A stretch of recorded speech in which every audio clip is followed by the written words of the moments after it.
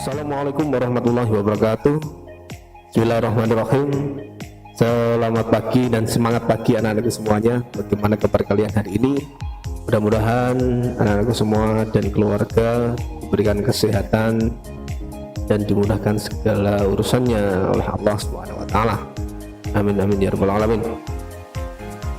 Baiklah, pada kesempatan kali ini kita akan belajar mata pelajaran Akidah kelas 4. Sebelum mulai, seperti biasanya, marilah kita berdoa membaca surat Al-Fatihah dengan harapan mudah-mudahan pembelajaran kita pada kesempatan kali ini mendapatkan ilmu yang barokah dan manfaat fid ini wa dunya hatal akhirah. Amin amin ya rabbal alamin. Al-Fatihah. A'udzubillahi minasyaitonir rajim. Bismillahirrahmanirrahim. Alhamdulillahirabbil alamin arrahmanir rahim maliki yaumiddin. Iyyaka na'budu wa iyyaka nasta'in. Ihdinas siratal mustaqim. Siratal ladzina an'amta 'alaihim ghairil maghdubi 'alaihim waladdallin. Amin. Baiklah, yang akan kita bahas pada kesempatan kali ini anak-anak semua yaitu tentang kalimat thayyibah. Kalimat thayyibah, sebelumnya kita harus memahami apa itu kalimat thayyibah, ya. Tahukah kalian apa itu kalimat thayyibah? Kalimat thayyibah adalah kalimat-kalimat Allah yang baik diucapkan dan mendatangkan pahala serta keridhaan Allah Subhanahu wa taala. Kalimat thayyibah itu banyak sekali macamnya. Contohnya seperti subhanallah, masyaallah, Allahu akbar, alhamdulillah, astagfirullahaladzim dan lain sebagainya. Kalimat thayyibah itu sangat ringan diucapkan dan nanti apabila sudah terbiasa itu akan menjadi sesuatu yang luar biasa. Semuanya akan banyak manfaatnya. Daripada kita membiasakan mengucapkan kalimat yang tidak baik, mending kita mengucapkan kalimat thayyibah. Banyak sekali manfaatnya. Salah satunya adalah mendapat pahala dan selalu atau semakin dekat dengan Allah Subhanahu wa taala. Baiklah, untuk kesempatan kali ini kita akan belajar tentang kalimat thayyibah. Yang akan kita bahas adalah kalimat thayyibah subhanallah, masya Allah, yang ketiga Allahu akbar. Kita coba lihat pada kedua gambar yang ada di papan tulis. Nah, perhatikan, ada dua gambar. Gambar tersebut adalah gambar apa anak-anak? Ya, gambar tersebut adalah gambar pantai. Nah, apa yang kita lihat di pantai tersebut? Tentunya adalah apa? Nah, tentunya adalah keadaan pantai yang sangat indah, sangat menakjubkan. Maka dari itu, ketika melihat sesuatu yang sangat indah atau sesuatu yang sangat menakjubkan, kita hendaknya mengucapkan kalimat thayyibah. Kalimat thayyibah apa Pak? Yang pas ketika kita ucapkan melihat sesuatu yang menakjubkan tersebut, Pak. Nah, kalimat yang pas yang kita ucapkan untuk melihat hal tersebut adalah kalimat thayyibah subhanallah. Baiklah, kita bahas yang pertama tentang kalimat thayyibah subhanallah. Pengertian kalimat subhanallah. Kalimat subhanallah disebut juga kalimat tasbih, yang berisi tentang kalimat pujian kepada Allah. Subhanallah artinya maha suci Allah. Kemudian diucapkan ketika melihat sesuatu yang menakjubkan atau keindahan.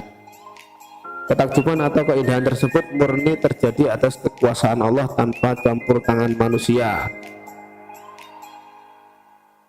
Kemudian waktu pengucapan kalimat subhanallah yang pertama adalah melihat keindahan dan kekayaan alam ciptaan Allah Subhanahu wa taala. Misalnya gunung, lautan, langit dan lain sebagainya. Kemudian yang kedua, merasakan kebesaran atas kekuasaan Allah, melihat semua yang ada di sekeliling kita, semua yang ada di dunia ini adalah milik Allah. Nah, baru kita mengucapkan kalimat subhanallah. Yang ketiga atau C, merasa heran terhadap sikap seseorang, sikap seseorang yang baik ataupun yang kurang baik. Misalnya, wah, anak itu pandai sekali dan rajin sekali. Nah, maka dari itu kita mengucapkan subhanallah. Misalnya gini, subhanallah rajinnya anak tersebut, subhanallah pandainya anak itu, dan lain sebagainya. Kemudian Yang berikutnya berzikir setelah sholat fardu. Kalimat subhanallah sudah disunahkan mengucapkan kalimat subhanallah ini setelah sholat fardu. Biasanya disunahkan mengucapkan kalimat subhanallah sebanyak 33 kali setelah sholat fardu. Kemudian yang atau yang kelima, mengingatkan imam ketika lupa bacaan atau gerakan sholat. Nah, ini biasanya di dalam sholat jamaah di masjid dengan mengucapkan subhanallah. Nanti gerakan atau bacaan yang lupa itu nanti akan dibenahi oleh imam, kemudian nanti kita akan mengikutinya. Berikutnya hikmah mengucapkan kalimat subhanallah, yaitu mendapatkan pahala dan ridho dari Allah Subhanahu wa taala, menjadikan kita semakin dekat kepada Allah Subhanahu wa taala, mempertebal keimanan kita kepada Allah Subhanahu wa taala, dan menjauhkan kita dari perbuatan syirik atau menyekutukan Allah atau menduakan Allah atau menyembah selain Allah. Baiklah, kalimat thayyibah yang kedua yaitu Masya Allah. Pengertiannya adalah kalimat Masya Allah artinya Allah telah berkehendak akan hal itu. Diucapkan ketika melihat sesuatu yang indah maupun menakjubkan. Akan tetapi ada peran atau usaha manusia dalam suatu kejadian atau peristiwa yang indah tersebut. Coba kita lihat pada kedua gambar tersebut, itu adalah sebuah taman bunga yang sangat indah berwarna-warni. Nah, taman tersebut adalah diciptakan atau ditata oleh manusia, walaupun bahannya itu bahannya ataupun bunganya itu yang menciptakan Allah, tapi yang menata supaya lebih menakjubkan dan lebih indah itu adalah manusia. Jadi ketika ada sesuatu hal yang indah atau menakjubkan yang ada campur tangannya manusia, maka kita disunahkan mengucapkan kalimat Masya Allah. Perbedaannya dengan subhanallah itu tadi, kalau subhanallah itu tanpa campur tangan manusia, kalau Masya Allah itu ada campur tangan manusia. Contohnya lagi, selain taman tersebut, ketika kita melihat pesawat, melihat robot, atau melihat sesuatu hal yang menakjubkan yang dibuat oleh manusia, maka kita mengucapkan kalimat Masya Allah. Kemudian waktu pengucapan kalimat Masya Allah yaitu ketika melihat peristiwa yang menakjubkan. Kemudian ketika melihat sesuatu yang luar biasa atau di luar perkiraan, itu kalau kalimat thayyibah Masya Allah.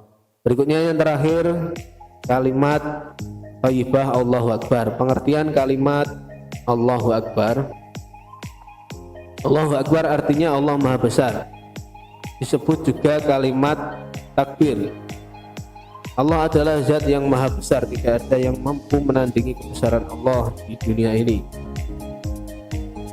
Kemudian bentuk pengagungan kepada Allah dan perasaan tunduk kepada Allah merupakan tujuan atau pengertian kalimat Allahu Akbar. Kemudian waktu pengucapan kalimat Allahu Akbar yang pertama ketika azan dan iqamah. Yang kedua berzikir sesudah salat fardu, yaitu disunahkan membaca kalimat Allahu Akbar sebanyak 33 kali. Kemudian ketika pidato atau khutbah Jumat, biasanya ketika mendengar khutbah kita juga akan mendengarkan lafaz Allahu Akbar di dalamnya. Kemudian ketika melaksanakan sholat, yaitu pada gerakan takbiratul ihram atau takbir intiqal. Takbir intiqal itu adalah takbir ketika pergantian pergerakan di dalam sholat. Kemudian takbir pada malam Idul Fitri dan Idul Adha. Yang terakhir berjuang di jalan Allah. Berjuang di jalan Allah ini tentunya untuk membakar atau menumbuhkan semangat umat muslim saat berjuang melawan kaum kafir. Nah, ketika zamannya Nabi Muhammad dan zamannya para sahabat biasanya melantunkan kalimat Allahu Akbar untuk menumbuhkan semangat memperjuangkan agama Islam melawan kaum kafir. Kemudian hikmah mengucapkan kalimat Allahu Akbar, merasa rendah dan kecil di hadapan Allah karena yang maha besar itu tentunya dan satu-satunya adalah Allah Subhanahu wa taala. Yang kedua, selalu ingat kepada Allah. Yang ketiga, optimis dengan pertolongan Allah. Optimis itu berpikiran atau berpengharapan baik terhadap Allah. Kemudian tidak mudah putus asa. Yang terakhir, terhindar dari sifat sombong. Demikian yang dapat Bapak sampaikan untuk pembelajaran kali ini, mudah-mudahan dapat bermanfaat. Pak akhiri cukup sekian. Allahumma fiq ila aqwamit thoriq. Wassalamualaikum warahmatullahi wabarakatuh.